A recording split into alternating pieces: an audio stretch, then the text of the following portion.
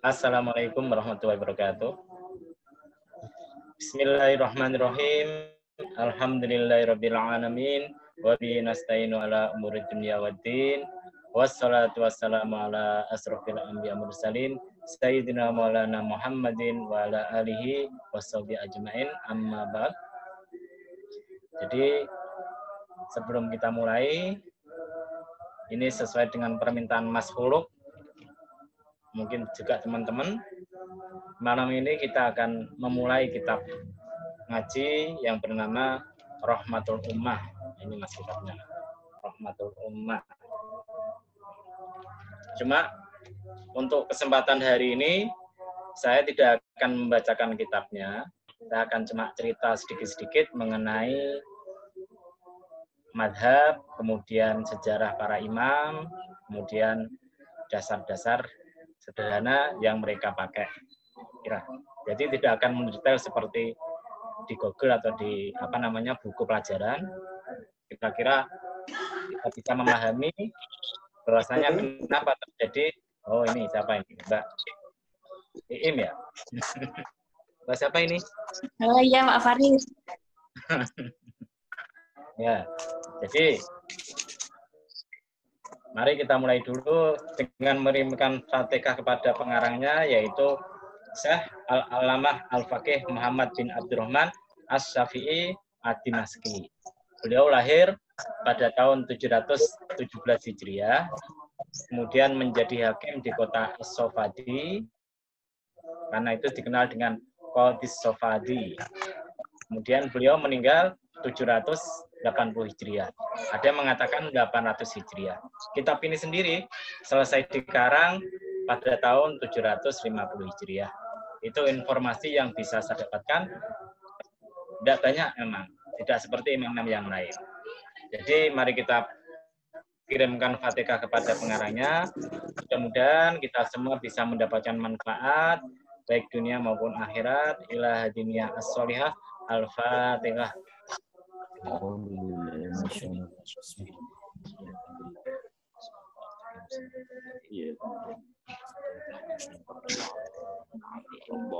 Amin.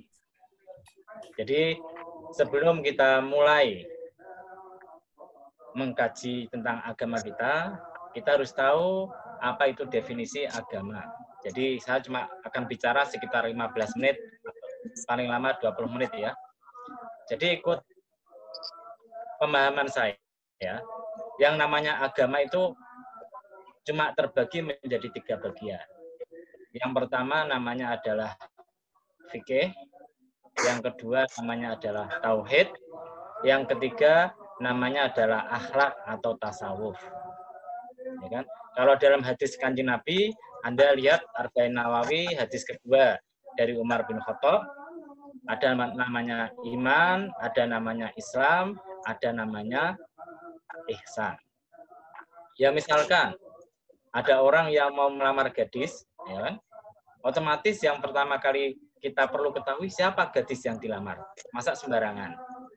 Jangan-jangan nanti Anda mau melamar wanita terkenal di Gang 3 dulu, Gang 2 yang namanya Sumiati. Mau nikah sama Sumiati. Jadi yang pertama kali kita lihat dulu orangnya siapa. Nah, ini namanya kalau dalam ilmu agama namanya tauhid. Kita harus kenal dengan siapa kita mau nyembah. Kepada Allah, bagaimana sifatnya, bagaimana perbuatannya kepada kita. Kalau sudah kenal, maka apa tindakan selanjutnya? Kalau kita sudah kenal ya kemudian kita datang ke rumahnya, silaturahmi, ketemu bapaknya, ibunya.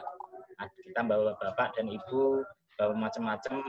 Nah ini namanya adalah kalau dalam agama Islam itu namanya adalah syariat. Kalau di hadis namanya Islam. Kalau yang tadi pertama namanya iman. Nah nanti kalau sudah mulai lamaran dan lain sebagainya, nah, barulah kita akan mencapai yang namanya hakikat. Hakikat itu intinya kita sudah nikah, ya sudah boleh berbuat apa saja. Ini dong. Kita baru tahu rasanya bagaimana suka dukanya pernikahan. Itu namanya hakikat. Jadi kalau orang belum nikah itu tidak akan bisa merasakan hakikat nikah itu gimana. Cuma dikasih tahu. Begitu kan? Maka Demikian pula dalam Islam ini dikenal dengan namanya hakikat. Kalau orang sudah mencapai hakikat, otomatis akhlaknya akan menjadi baik, perilakunya akan berubah tidak seperti sebelum dia ngaji, sebelum dia mengenal agama Islam. Ini seputar masalah agama kita. Jadi ada namanya tauhid, ada namanya fikih, ada namanya hakikat, yaitu akhlak atau tasawuf tadi. Jadi kadang-kadang orang yang belajar tauhid itu keluar pendapatnya dari lingkaran agama Islam. Karena apa? Karena kadang-kadang mereka belajar filsafat sehingga keliru. Sehingga contohnya paham wahdatul wujud yang mengatakan Tuhan itu ada pada diri saya. Kadang-kadang orang yang belajar fikih pun keliru. Dia bikin keputusan yang tidak sesuai dengan agama Islam. Apa contohnya? Misalkan ada sebagian orang, ada sebagian ulama yang berpendapat bahwasanya anjing itu halal. Anjing itu halal artinya karena tidak ada nas di Al-Quran atau hadis yang mengatakan keharuman anjing. Padahal ini salah. Karena ada hadis yang mengatakan idza walagul kilabu ina ahadikum falyaksilhu sab'an. Apabila ada anjing menjilat wadah kamu, basuhlah 7 kali. Padahal ikut para ahli makanan, lidah anjing itu paling enak. Lidah itu adalah bagian tubuh binatang yang paling enak. Cuma saya belum tahu, saya tidak pernah merasakan soalnya. Tanya yang pernah merasakan lidah sapi atau lidah kambing bagaimana rasanya ya. Kemudian ada juga orang yang kemudian belajar tasawuf atau akhlak kemudian keliru, dia merasa paling benar sendiri, paling apa. Nah, maka ini semua perkara yang keliru ini keluar dari agama. Bedanya kalau orang tauhid keliru itu bisa sesat, bisa kafir. Orang yang belajar akhlak keliru itu bisa masuk neraka. Tapi kalau orang yang belajar fikih keliru tidak masalah.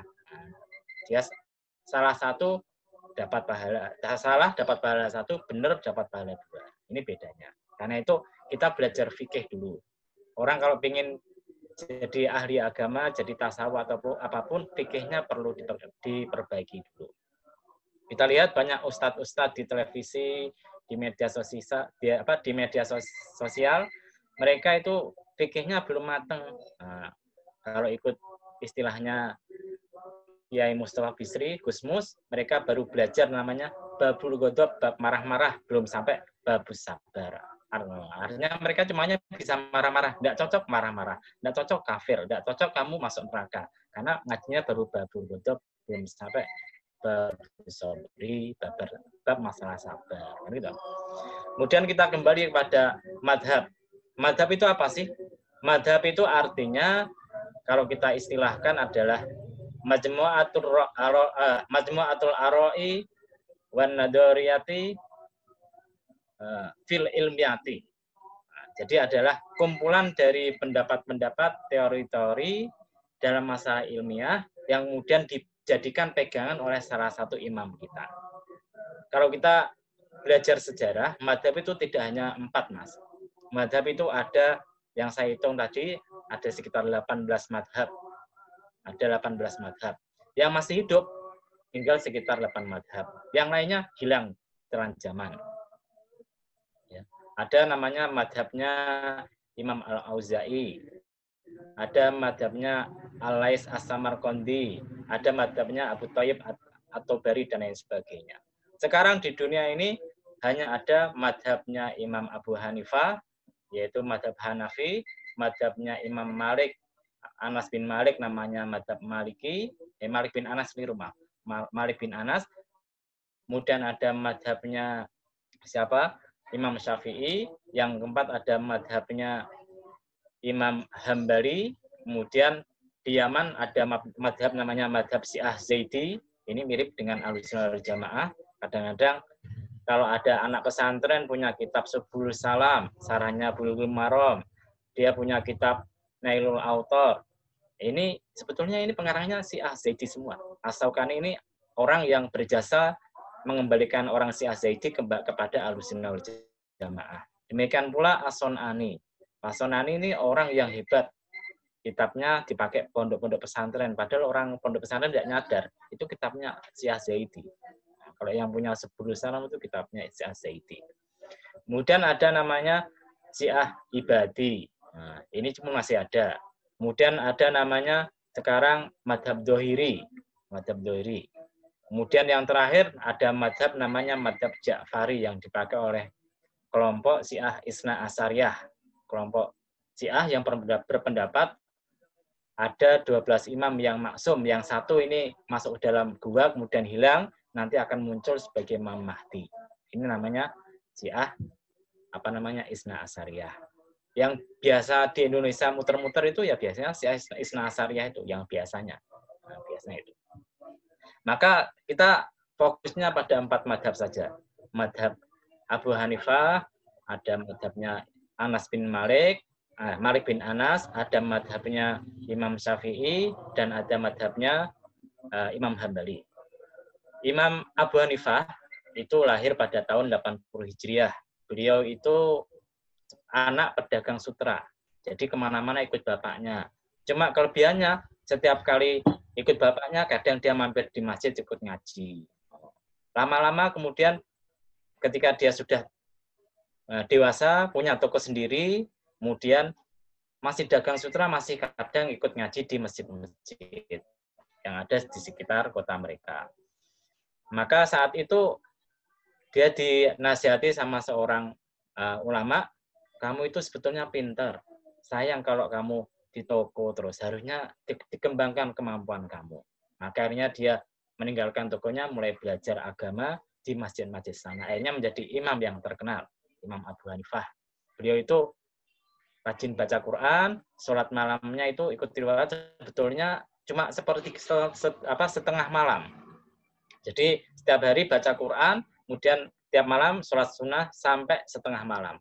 Tapi orang-orang masjid, orang-orang Baghdad, mereka itu salah paham, dikira Abu Hanifah itu sholatnya sampai pagi hari. Ketika Abu Hanifah mendengar itu, dia malu, akhirnya sholatnya sampai pagi hari.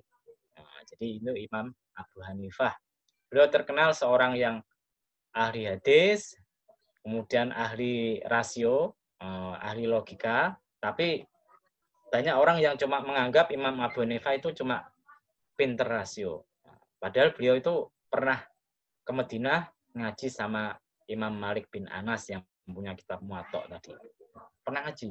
Dan dia itu ketemu dengan 9 atau 7 sahabat Nabi. Dia meriwayatkan banyak hadis. Jadi Imam Abu Hanifah ini seorang tabi'in. Kemudian saking pinternya, kemudian oleh pemerintah saat itu, dia mau diangkat jadi hakim. Tapi beliau tidak mau. Karena mau diangkat jadi hakim, akhirnya dipaksa, tetap tidak mau, akhirnya dipukul, dijilid sebanyak 80 kali kalau tidak salah. Kemudian dimasukkan penjara. Maka ketika Khalifah itu melihat Abu Hanifah di penjara, desa-desa tidak mau, akhirnya ada kerabatnya mengatakan, kamu itu tidak benar, ini kamu salah ini. Harus minta maaf sama Abu Hanifah. Kemudian Abu Hanifah dikasih duit sebanyak 600.000 dinar. Kalau zaman sekarang itu 2,1 miliar. Kalau Anda sama saya dapat 2,1 miliar, wah senangnya bukan main. Ya, tapi Imam Abu Hanifah tidak mau.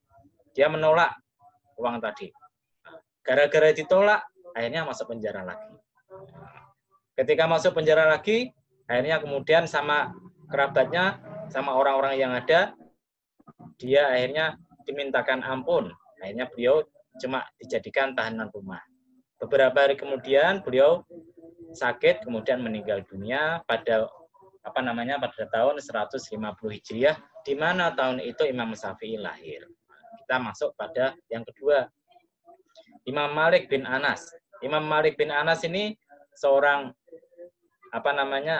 tabi'in. Beliau banyak ketemu dengan para tabi'in, ngaji, dan tidak pernah keluar dari kota Madinah kecuali kalau tidak perlu. Beliau itu sangat cerdas. Bahkan di Madinah, saking hormatnya sama Kanjeng Nabi, beliau tidak mau pakai sandal. Kemana-mana jalan kaki. Mau naik kuda tidak mau. Alasannya kenapa? di Madinah ini adalah tempat kuburannya Kanjeng Nabi. Saya tidak mau pakai sandal di atas kota Madinah, saya tidak mau pakai kuda karena lancang kepada Kanjeng Nabi. Ini saking hormatnya kepada Kanjeng Nabi. Beliau itu kemudian menyusun kitab Al-Muwatta yang terkenal. Ikut riwayat itu sebetulnya ada 10.000 hadis. Kemudian periwayat yang ngaji ribuan, jumlah riwayatnya kalau tidak salah sekitar 40, yang terkenal cuma 20, yang paling terkenal riwayat dari Yahya. Saya punya kitabnya, Yahya Muwatta itu. Dan menurut hitungan di kitab yang pernah saya lihat, tidak sabri loh ya. Kan kadang dulu saya itu tidak punya duit, cuma lihat dari kitab aja, tidak beli. Setahu saya kitab Muwatta yang beredar sekarang itu jumlah hadisnya cuma sekitar 3.000-an, 3.000 lebih sedikit. Padahal aslinya ada sekitar 10.000 hadis. Nah, Imam Malik bin Anas ini sebelum menjadi imam terkenal, beliau ini harus minta persaksian dari guru-gurunya, ada sekitar 70 orang guru yang kemudian memperbolehkan dia jadi guru, memberi fatwa. Tidak seperti zaman sekarang, misalkan siapa Mas Hendri itu, kemudian dia pakai sorban, pakai kopiah yang tinggi, kemudian bawa Al-Quran, langsung jadi kiai. Wah, tidak semacam itu. Dulu perlu ada pengakuan dari guru-gurunya. Maka kemudian setelah 7 tahun sebelum beliau meninggal dunia, dia tidak mau ke Masjid Nabawi.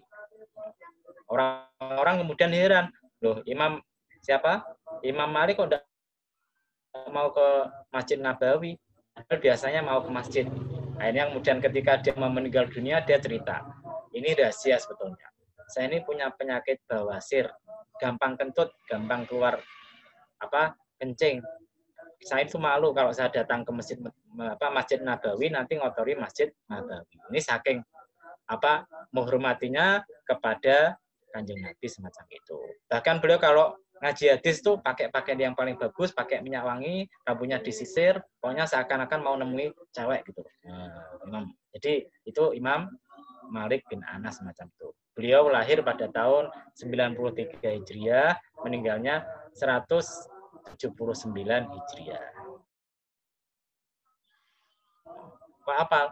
Saya hafalkan dulu. Jadi tiru-tiru kiai-kiai lama, hafalkan dulu. Kemudian kita masuk, tapi ada kaitannya dengan Imam Abu Hanifah. Tadi saya ceritakan bahwasanya Imam Abu Hanifah itu pernah ngaji hadis kepada Imam Malik.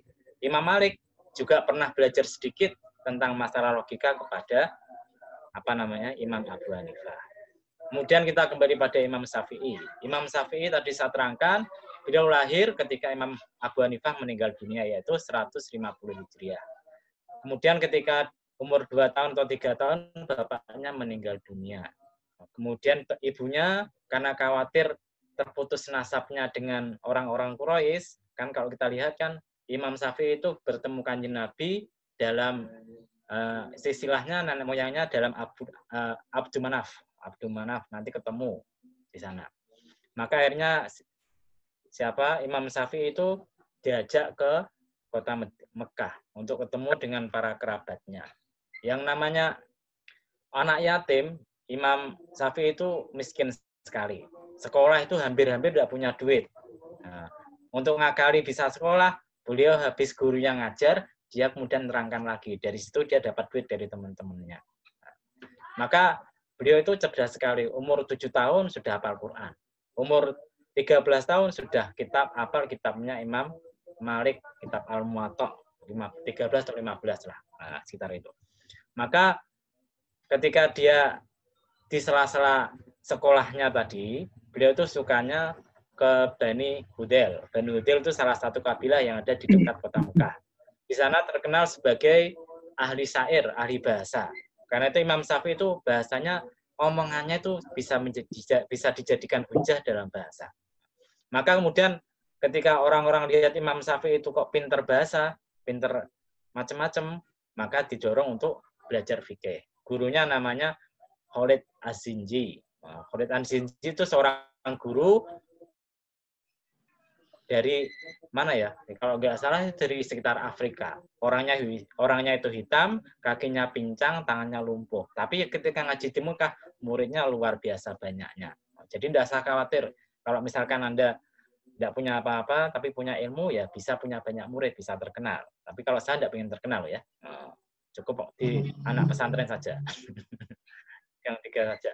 Kemudian Imam Syafi'i pada usia 15 tahun, beliau pergi ke kota Madinah. Karena apa? Karena dengar bahwasanya di sana ada Imam Malik, orang ahli hadis yang banyak hafal hadis, pinter fikih juga. Nah, karena saat itu Imam Syafi'i itu dekat dengan gubernur Mekah, akhirnya nunut ya. Ke Madinah nunut sama gubernurnya tadi.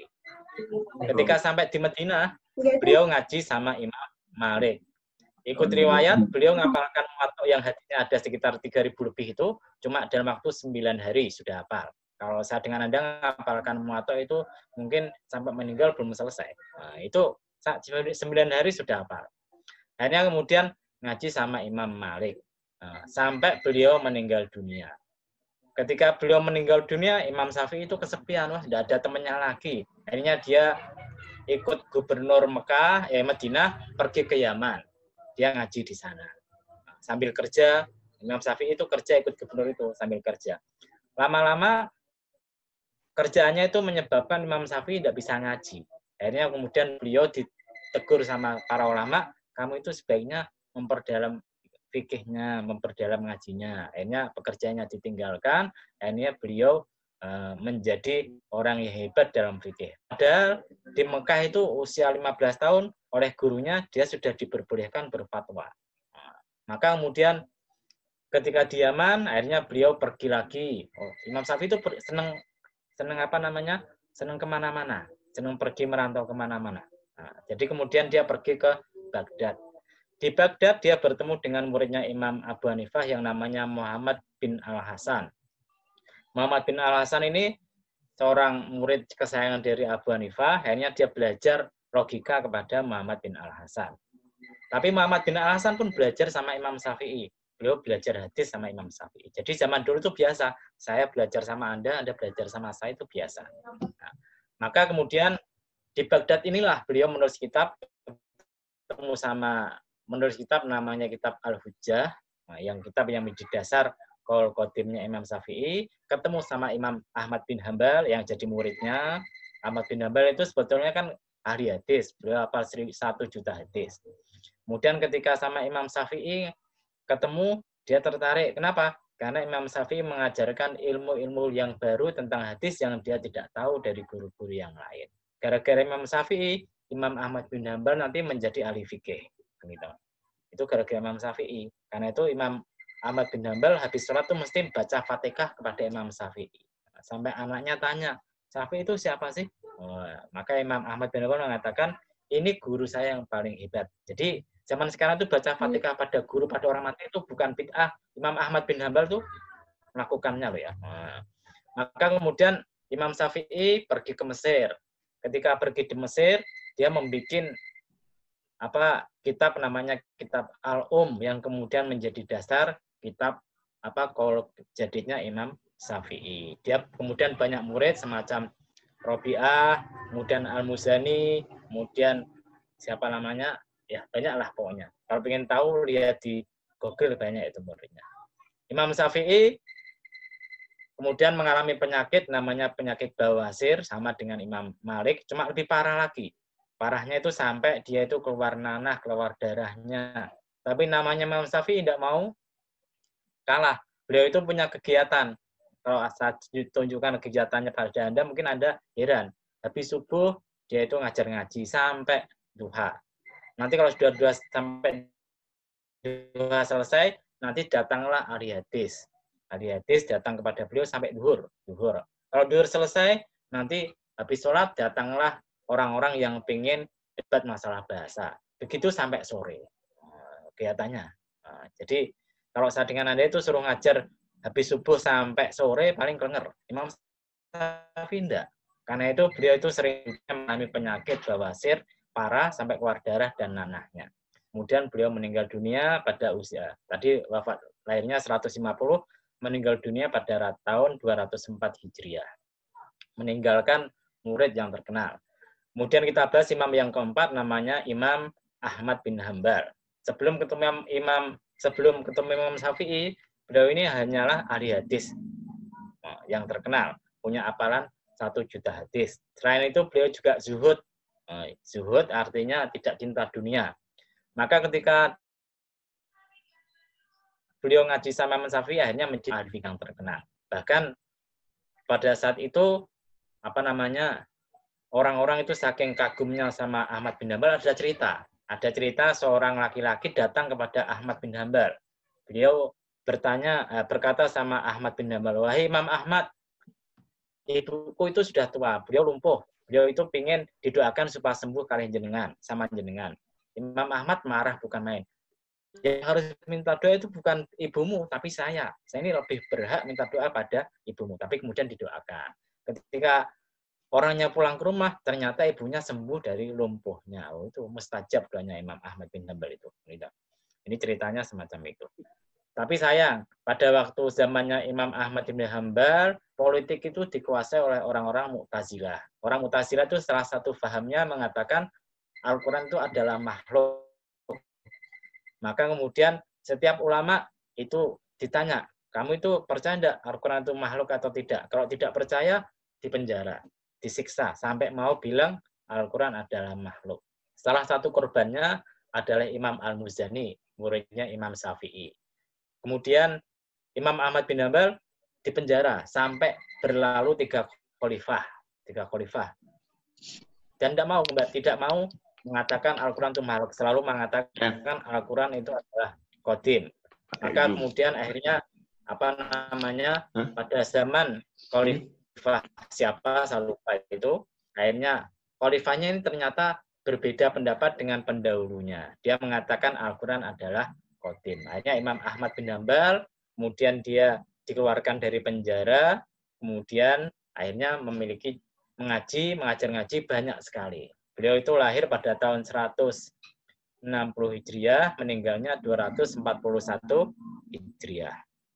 Maka kemudian pada waktu beliau mau meninggal dunia, beliau berkata kepada seseorang, kalau tidak salah itu katanya, la ba'du, tidak sesudahnya. Anaknya heran, baik bapakku, kamu ngomong sama siapa? Di sini tidak ada siapa-siapa loh selain saya. Maka Imam Ahmad mengatakan, di pojokan itu loh ada iblis, dia menggodaku supaya saya ini tertipu dengan dia. Maka Imam Ahmad itu luar biasa, bisa lihat iblis, kita kan tidak bisa, setan aja tidak bisa. Maka akhirnya beliau meninggal, dan yang menguburkan jumlahnya ada sekitar 50.000 orang. Itu luar biasa, 50.000 orang. Nah, sekarang kita kembali pada masalah metodologi. Kalau metodologinya Imam Abu Hanifah, kita lihat beliau hidupnya di Baghdad, di mana jumlah hadis itu tidak banyak beredar. Maka ketika beliau, dasar pertamanya Al-Quran, yang kedua hadis, karena hadis tidak banyak beredar, beliau mencari kias, karena ijma, kesepakatan para sahabat, para ulama, karena tidak ada, akhirnya kemudian beliau banyak memakai logika. Kemudian kalau Imam Malik bin Anas, Imam Malik, beliau itu hidupnya di Madinah. Di Madinah itu hadis banyak beredar, sahabat banyak ada di sana. Karena itu beliau dasarnya adalah Al-Quran, hadis yang banyak, kemudian ditambah namanya amal penduduk Madinah, tradisi penduduk Madinah, kemudian kias, ijma, kemudian kias.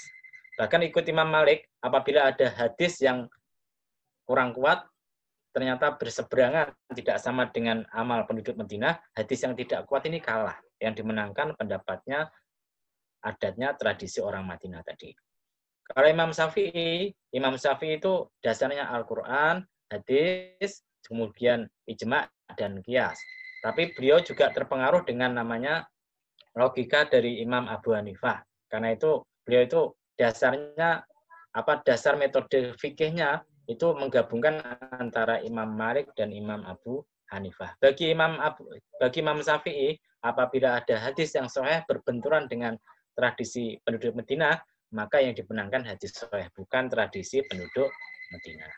Kalau Imam Ahmad bin Hambal, karena tradisi beliau adalah asalnya muhadis, banyak hafal hadis, maka kemudian dasarnya Al-Quran, hadis, kemudian ijma, qiyas. Bahkan kalau misalkan ada hadis doif, beliau lebih mengutamakan hadis doif daripada qiyas. Kenapa? Karena bagi dia qiyas itu kalau terpaksa banget. Kalau tidak terpaksa ya pakai hadis yang doif atau pendapat para sahabat-sahabat Nabi. Inilah yang menyebabkan terjadinya perbedaan pendapat antara Imam Malik, Imam Abu Hanifah, Imam Syafi'i, dan Imam Ahmad bin Hambal. Saya kira cukup itu untuk mukadimahnya. Mungkin ada pertanyaan dari para teman-teman, silahkan.